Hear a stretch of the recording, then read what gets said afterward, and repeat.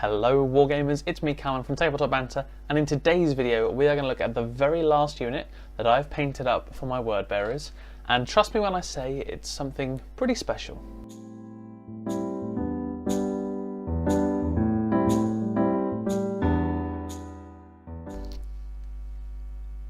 And the final unit that I will be showcasing for the Sons of Lorgar, of course, has to be Lorgar, and here he is. Wow, it was really exciting actually, getting hold of this miniature. So this is obviously my first foray into Forge World. This is obviously a Primarch from the Horus Heresy character series, and it is Aurelian Lorgar. Why did I want him? Well, I mean he's a Primarch, and I'm collecting a 30k army, and once you start that, I mean I feel like there's almost an obligation at that point to actually paint up the Primarch. I thought the miniature looked really imposing. Obviously he's actually quite a weak Primarch in fighting terms, but I thought that his pose, his posture, like the posture, how he presented himself is very represented in this miniature, in this sculpt. You know, he's not a fighter, he is more of a scholar, and you can kind of see that, whilst he does maintain that he is obviously bigger than everyone else, and he has that physical imposing nature in comparison to his fellow Marines, or his sons if you like. So yeah, this took me a short while to paint. I was super excited about it, so as soon as I got it I set him down, I did the classic Forge World resin washing, and sat down, decided how I was going to paint him. Obviously there's the classic grey that Lorgar is shown as on the site, but I want my word bearers to be, well, obviously they are, but you can't take them as loyalists, but I wanted them to be sort of post-heresy sort of era, where they're red, and this kind of deep red that I really like the look of, and I didn't want Lorgar to stand out colour-wise. I wanted him to stand out model-wise. You know, I wanted him to be like, oh my god, that, you know, that's the Primarch of that legion. He fits the design and everything.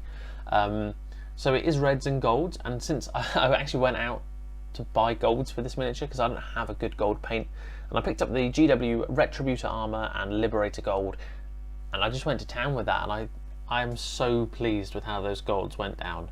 It was the most satisfying feeling to actually paint a gold okay. I did all the red through the airbrush, the initial red, the corn red, and then I decided I wasn't going to edge highlight the armour because it has a lot of detail on there already because it's a Forge World resin. I decided to actually dry brush up the panels because they have all this Caucasian writing, like runes on it, and I wanted to sort of highlight that naturally. So I took a couple of different colours. I took a brighter red and also squig orange, and then sort of a touch of white in the squig orange just for the excess highlights. And I'm really pleased with how it came out. It has this very natural, warm, sort of glowing effect in some areas on shoulder pads and such, but I am super pleased. I obviously went and did a bit of an edge highlight on the shoes there and picking out a couple of the extra bits, but yeah, there you go. That's my Lorgar. Painted in his eyes as well. I was pretty pleased with that. It took me a little while to get all the details, but all in all it was a worthwhile paint scheme and job if you like. Obviously I had to adapt the cloak and such because of the fact I painted his body red, and to do so I did the cloak in greys and stuff like that. I'm really pleased. I do hope you obviously like the look of this guy here. What I'll do is I'll just pause the video, turn him around so you can see him from the back. And there is from the back, so you can see obviously he's got his old school backpack, but the grey cloak with the gold trim.